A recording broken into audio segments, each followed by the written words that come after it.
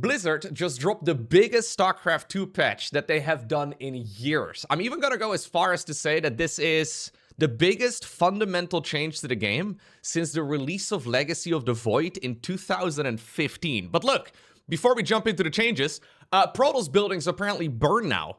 Kind of like how they do in StarCraft 1 when they take damage, which is kind of cool. And I think that may actually be what Blizzard is sort of trying to go for. They're trying to pull StarCraft 2 and StarCraft 1 a little bit closer together. Now, personally, I'm a little conflicted. I like some of these changes, and I'm not sure about many of the others.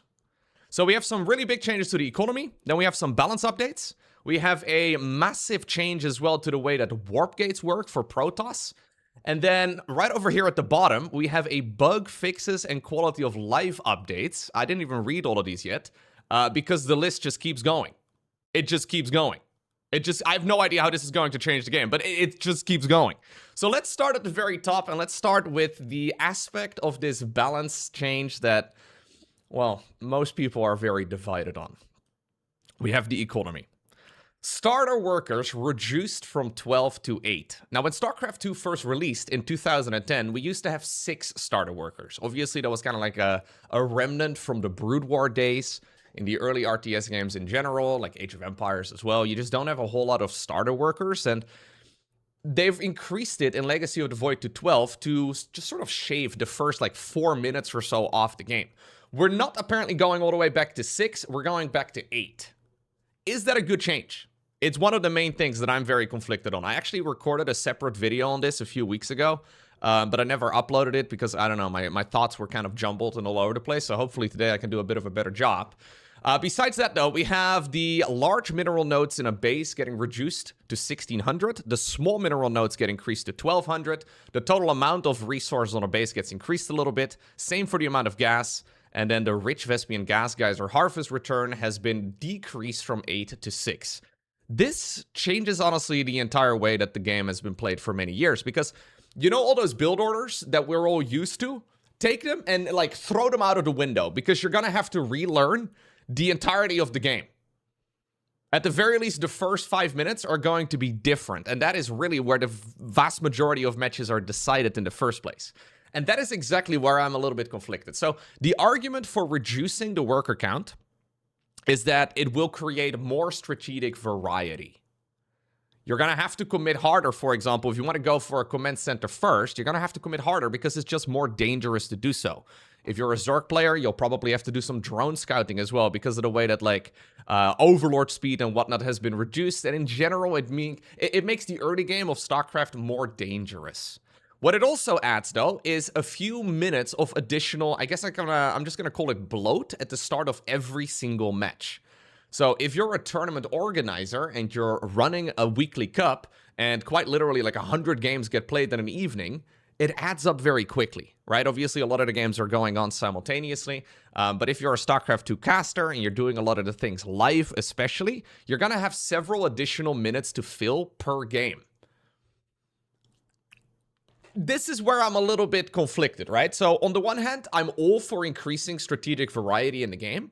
But on the other hand, if it creates additional bloat in like 98% of the games, because the first few minutes people are just going to make more workers anyway, so like what's the point?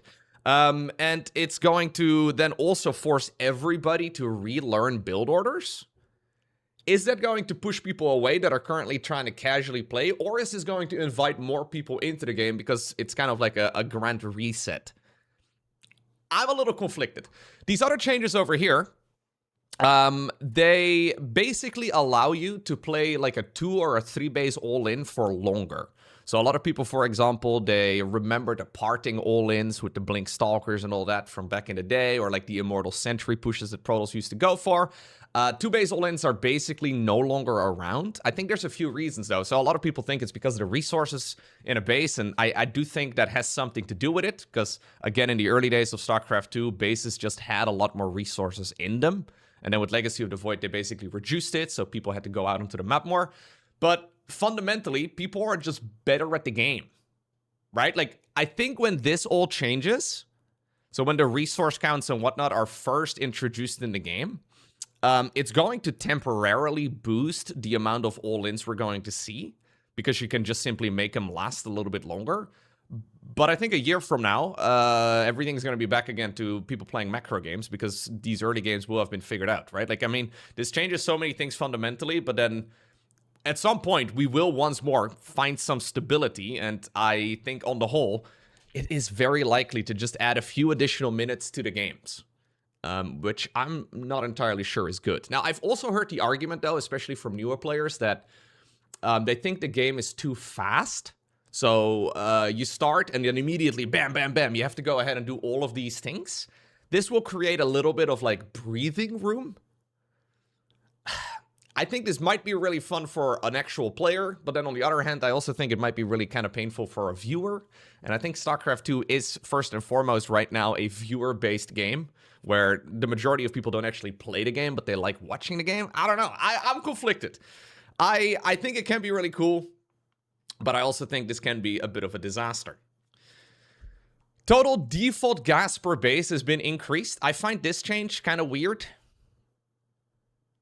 When we get to like a very scrappy like 2 versus 3 base type of game right now already, usually the gas is what's mining the most. This really is beneficial primarily, I think, to Protoss. Because how many games of StarCraft 2 have we seen where like somebody in the late game has like 500 minerals but like 2,000 gas? Protoss will always just go ahead and warp in a bunch of Archons if they have the tech available, and this is basically a straight Archon buff in those very scrappy late-game scenarios. I don't really know if that's a good change either. It just seems kind of random. This one over here at the bottom is specifically done for the map makers. Map makers have complained about this for a long time. So Rich Vespian Gas Geysers going from 8 to 6. I personally don't have a strong opinion on it, but the map makers have effectively been begging Blizzard for this for about a decade. So yay, I think in a year from now, I'll look at maps and be like, yeah, no, that actually was a really good change. Right now, I don't really feel particularly strongly about it because I don't feel like the Rich Vespian Gas Geysers are really that strong most of the time. But we'll see. Now, because of the starter work account changes, we're going to have to change a bunch of stuff as well to the hatchery, to the nexus, and then to the command center. There you go. I've played this game before. So the supply that a hatchery, a lair, and a hive provide has been reduced from 6 to 4. It's the same for the command center, so that one's gone from 15 to 13, and then the same for the nexus as well. So again, it makes it so that expanding in general, especially like say like a Protoss versus Terran right now in the current meta where Protoss just takes the entire map at like minute 10 and Terran is just kind of sitting there in your starting quadrant. Yeah, that's all gonna have to be changed. And obviously that's the same for like the Overlord movement speed. The speed without pneumatized carapace for the Overlord has been reduced because obviously if you don't, then Zerg can just gonna scout everything, and you know, because the early game is slower, the Overlord is just gonna be directly buffed. We don't see any changes in this list, as far as I can tell, to, for example, Chrono Boost. Isn't Chrono Boost also more powerful? Because you have more energy of it earlier on? Because the game starts off a little bit slower? Yes. Should we see changes to that too? I don't know. Maybe. It really is hard to say how this is going to affect a lot of the things in the game. Anyways, let's go to the second big list of changes that a lot of people are talking about right now, and that is to the way that warp gates work in StarCraft 2. So the warp gate research has been moved to the gateway from the cybernetics core. Okay.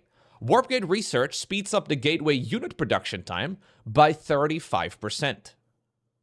Okay, so when you research this, it allows you to produce units out of the gateway with an increase of 35%. Okay. Transforming a gateway to a warp gate has been increased from 0-0 to 50-50. So now transforming a gateway to a warp gate will cost you 50 minerals and 50 gas.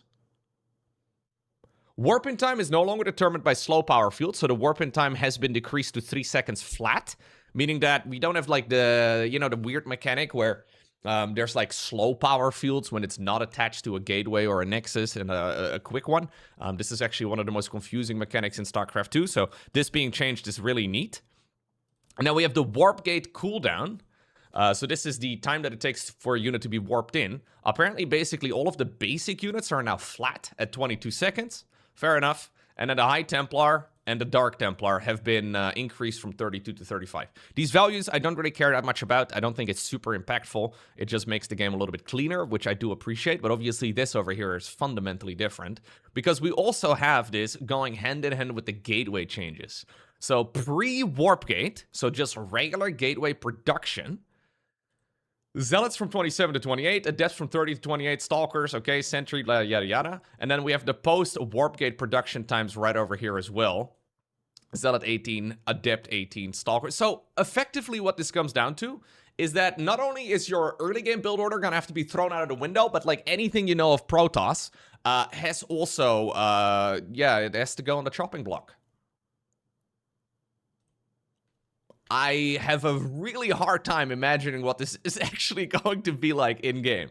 It's going to be exciting, I can tell you that much, but this is a massive change.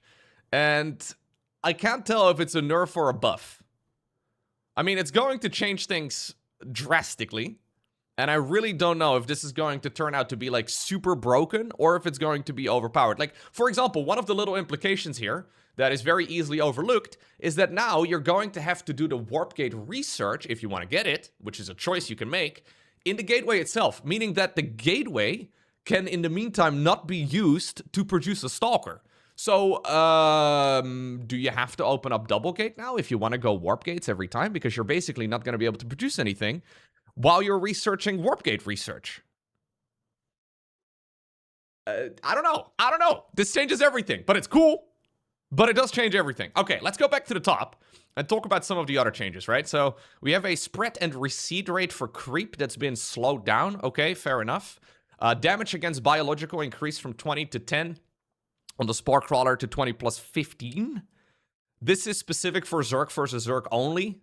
So mutas have 120 life. Right now it takes 5 shots actually to kill a muta because they will regen health. This will make it 4 shots flat. Okay, fair enough.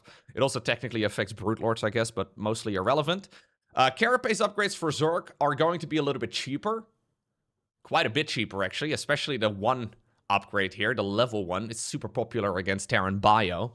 That one is going to be decreased in cost, and then the others as well. Subsequently, now this is obviously going to flatten out the early game for Zerg quite a bit and make it way easier to get that commitment. Fair enough. We have the Infestor change right over here. So these changes I do quite like, but the Infestor change, I think this is just flat out too much. I'm going to come out and say that with these changes, if they actually go through to the live version of the game, Microbial Shroud is busted. I think this makes the spell straight overpowered. Microbial Shroud can now be cast without requiring an upgrade from the Infestation Pit. So that means mid-game Microbial Shroud timing attacks are viable. This, I think, is pretty cool. However, the Microbial Shroud ranged has been increased from 9 to 12. That means you don't even have to, like, risk your Infestors in order to cast Microbial Shroud. You can just throw it from, like, a screen away. Okay, not quite, but you get my point. Like, you don't have to risk your Infestors whatsoever. This seems way too much. I agree with this change. I feel like this is crazy. You gotta keep in mind as well that the way that range works in StarCraft 2 is that it's like to the edge of the ability. So you have like the ranged and then like the radius of the spell itself, right? So if like say the radius is 5, the effective range is significantly longer. So 12 range for an ability that is big? That's crazy. That's actually insane. Then we have, I guess, a Neural Parasite change. So Neural Parasite on Builder SCVs will only expire at structure completion. I think that is specifically done for YouTubers. Thanks, Blizzard. Neural Parasite on Builder SCVs will only expire at structure completion. So you can go add a Neural Parasite and SCV and then make your own Terran army. Obviously irrelevant for the pro level. And then last but not least, just sort of wedged right at the bottom, the Infestor now has an auto attack. I'm assuming this is identical to the High Templar's water balloon. I actually think, and this is a little bit controversial in the StarCraft community, I think the High Templar auto attack is stupid and it should be removed. Rather than adding it to other units, I think it should be removed out of all of them. So the reason they once upon a time added it is because people were all army hotkeying too hard, and then the High Templar and, well, at least up until recently, the Infestor then would just sort of wander forward. I think rather than like adding training wheels to other units, we remove them altogether. Like, it's a skill expression. I think it's silly that the High Templar have it. I think the Infestor should also not have it. But whatever, I guess if the High Templar should have it, then the Infestor should also get training wheels. And I think you should then also add it to the Viper. I mean, the Ghost has it. Why not then also, why not the Viper? I don't know. This is another change they did with the, I think this is the most recent change, or the most recent balance patch in StarCraft 2. It's for the Viper. You know how the Viper can quite literally abduct battle cruisers, but no longer sieged up tanks? One of the dumbest changes that they've added in the years that I've been following StarCraft 4, which is 16. Apparently now it's a valid target again. I don't understand why this even changed in the first place, man. Like, this is... I feel like this change in the most recent patch, or the one maybe before that, was just like StarCraft politics. There's a lot of politics going on behind the scenes, okay? Where people are like, so specifically in this case, the Terrans are like, yo, you want this buff? Sure, but then we want this. And then at some point, we reach like an equilibrium, and we apparently are no longer allowed to abduct sieged up tanks. I actually would go as far as to say that the Viper should also abduct motherships again. Maybe not with as much range. But the fact that you have to go Spire in order to counter a mothership is just kind of stupid in my mind. In theory, the mothership should never die to Hydras. Maybe if you could pull it like half the range or something, that would be cool. But anyways, I know a lot of people disagree with that. Overlords. So we already saw that the nerf of the speed is going to be necessary because of the way that the early game works. We now also have an irrelevant ability for the pro level, but I guess this is kind of nice for... I don't know who, really. But it exists. You can now issue load nearby unit commands. So basically what that means is you have an Overlord, and then you click the button, and if units are within range of it being able to get it picked up, okay, sure. Overseers. We have one little change right here specifically for Rogue. Changeling deaths are contagious to other nearby changelings. We see this, of course, a lot in Zerg versus Terran late game, and then also in Zerg versus Protoss late game to a lesser extent, where sometimes Protoss players are literally using Storm to get rid of changelings because it's just too much APM. Fair enough. Changelings automatically inherit the current order of the casting Overseer. Changelings automatically inherit the current order queue of the casting Overseer. I'm guessing that means that if you move command an Overseer to, like, say your opponent's main base, and then halfway through the move, you drop changelings to the floor, the changelings are going to automatically walk on over in that direction too then? Alright. And then we have two changes to the Mutalisk that I do not understand. Mutalisk Glaives now prioritize targets.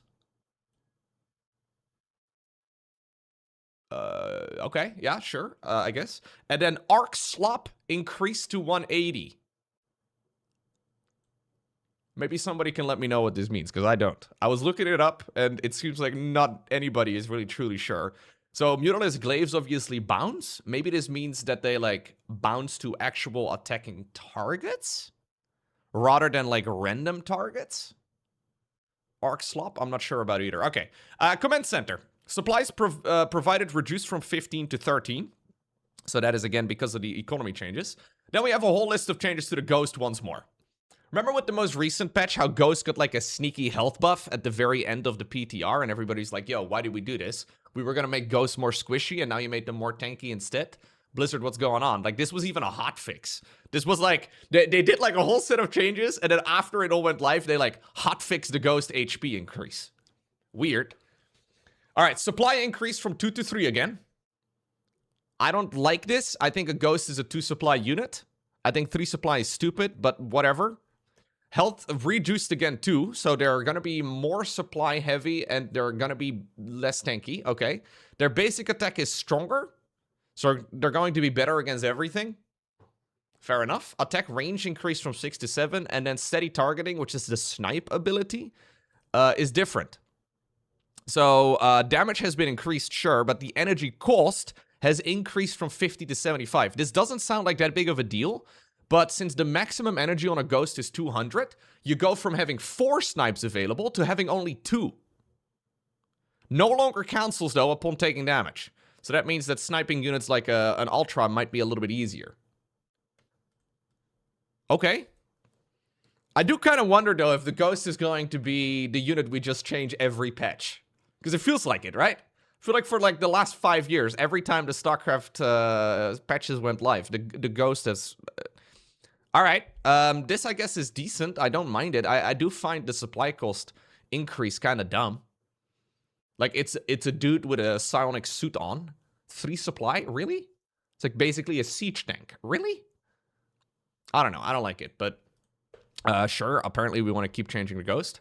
Sorry, apparently I'm turning into a very negative person while discussing all of this, but I don't know. I find it's so funky to me to like fundamentally change the game and then also nitpick a lot of the small details. You know what I mean? Like, we're going to change the starting economy and the way that Protoss works as a race, and then we're going to change the creep reseed rate.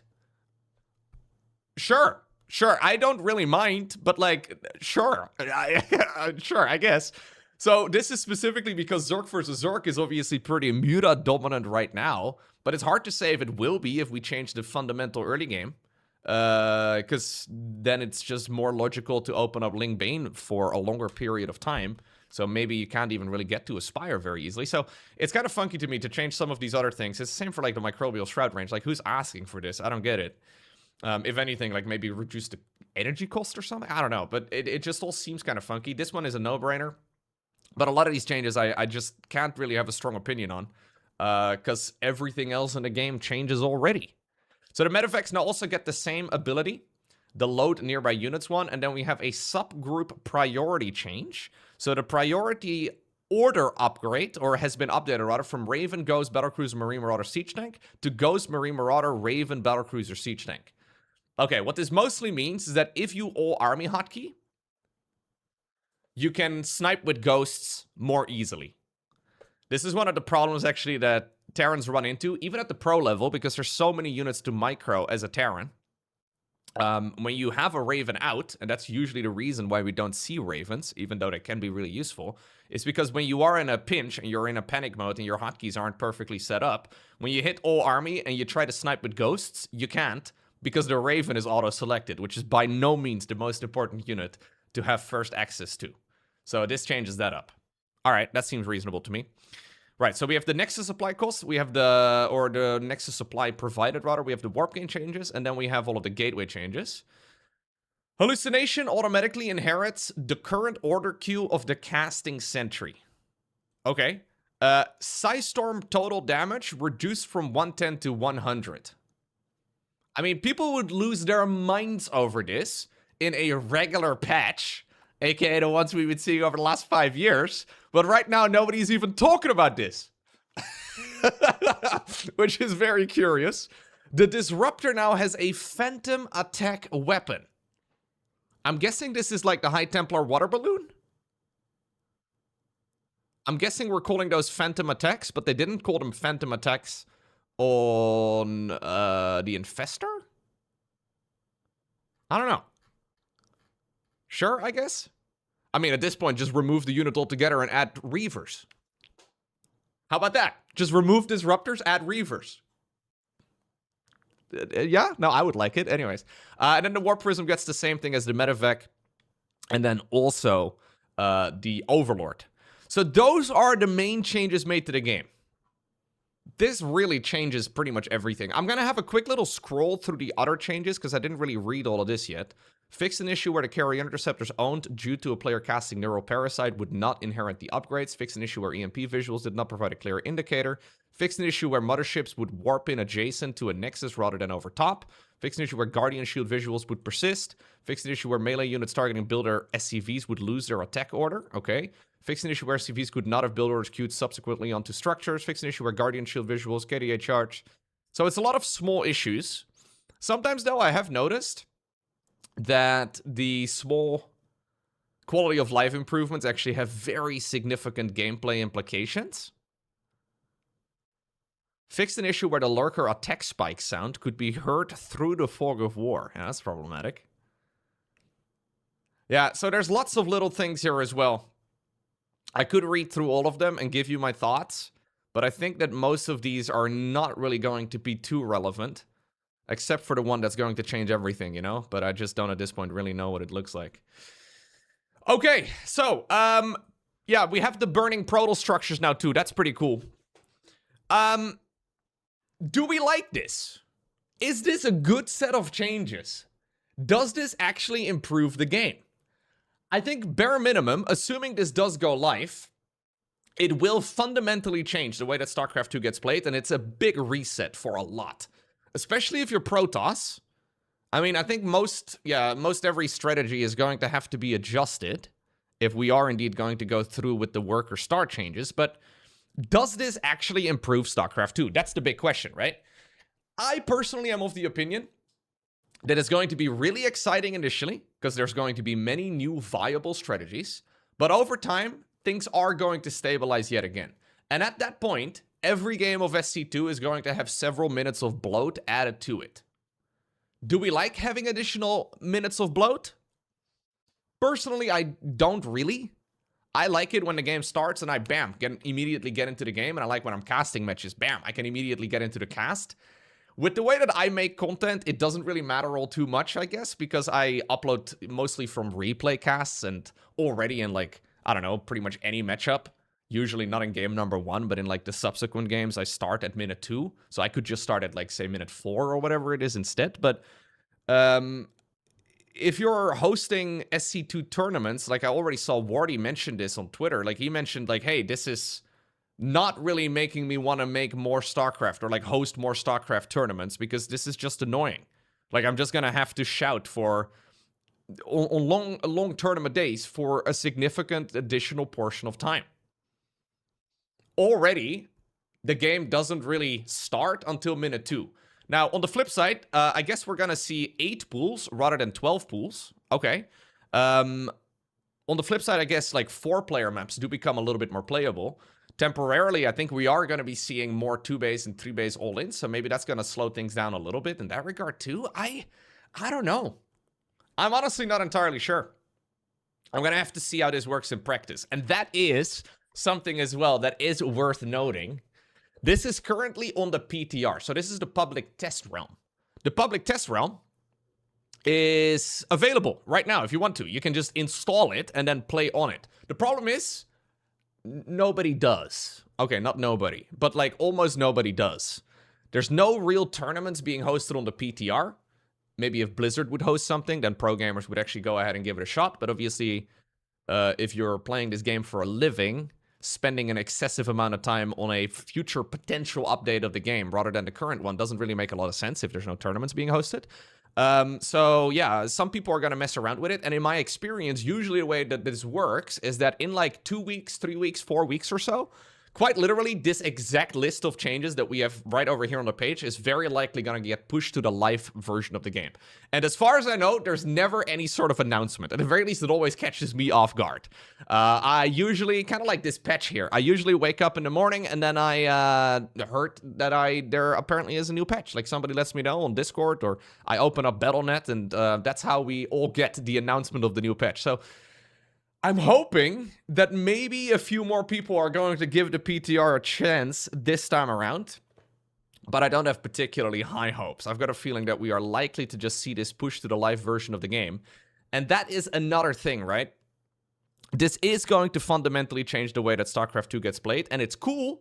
I like changes. I think it makes the game more exciting, but I guess the reason why I'm always so hesitant is that this is going to require additional backup updates. I don't think that the values that are provided in this article can really be perfect right from the start. Like, the changes just are too big. I think we need some sort of follow-up. And Blizzard can do it. They've done it many times in the past. But like I said, recently we've just been getting caught off guard with these sort of things. If it's going to be like another half year before there's any sort of additional updates, it could ruin the game, right? Like we need somebody that has got his finger on the pulse and is going to be willing to make those changes. I mean, clearly the StarCraft 2 intern already went nuclear with this patch. I'm hoping that he's gonna like maybe push this live at some point and then not take like a 6-month vacation from the game. I guess we'll see.